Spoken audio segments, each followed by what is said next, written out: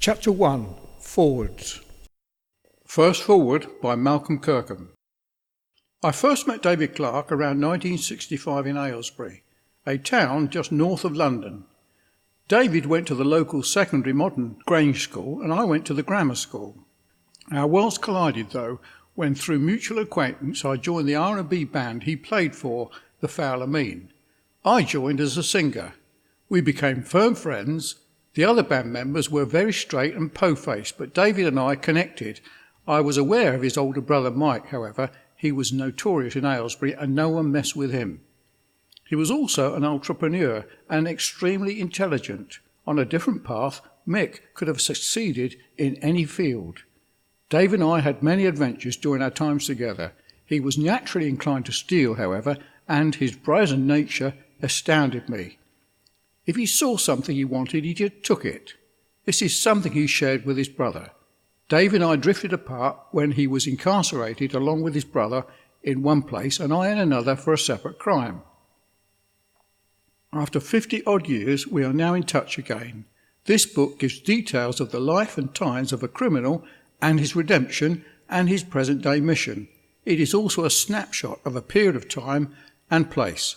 End of. Malcolm Kirkham, 6th of May, 2017. Second forward by Dr. Philip Fleming. Converted on LSD trip. This book, the personal testimony of David Clarke, is in an autobiographical style. It charts his life, which became one of criminality and drug-taking through an experience in 1970 of finding God whilst under the influence of LSD.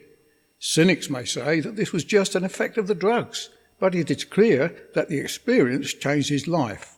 Later, when in court facing charges, he admitted to many other crimes and was fortunate in receiving 3 years conditional discharge and not a prison sentence. Since then, David has combined his work as a lecturer in electronics with his mission of spreading the word of God. This is a scrupulously honest book, recording both the difficulties that he faced as well as the successes in his life since 1970. A continuing worry is the fact that his brother, currently serving a long prison sentence in a Philippine jail, who himself has recently found God. This is an inspiring story of a life that's been turned from crime to a positive account and may be of help to others who find themselves directionless and involved in crime and drugs misuse. Dr. Philip Fleming, MA, BA, BCH, FRCP Psych, DMP, consultant psychiatrist with special responsibility for drug and alcohol misuse at Portsmouth Healthcare Trust. Third forward by Reverend Greg Haslan, Senior Minister, Westminster Chapel, London. David Clarke tells the story of his troubled, violent past and his extraordinary life in such a way that it retells the story of Jesus' love that's available for men. Christ has the power to renew and reclaim anyone's wasted years, no matter what we've done or how deep our shame. He can relaunch our lives on a brand new future that we could never have planned for ourselves.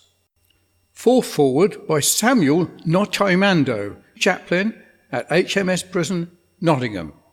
This moving story demonstrates the goodness and mercy of God, and it is clear proof that no one is beyond God's grace, mercy and love. Whatever wrongdoings we may do, God continues to call back to himself, and if we accept, he fulfills his plan for us to give us hope for the future. Note from David, the author. Please excuse the typos and errors in grammar and spelling. I was virtually illiterate until the age of 21, after which I learned to read to educate myself. Please take time to understand what I'm trying to communicate, as to get proofreaders to work for love is very difficult. I'm sure the New Testament writers, some of which were unlearned men, had the same difficulties. Yours sincerely, David Clarke.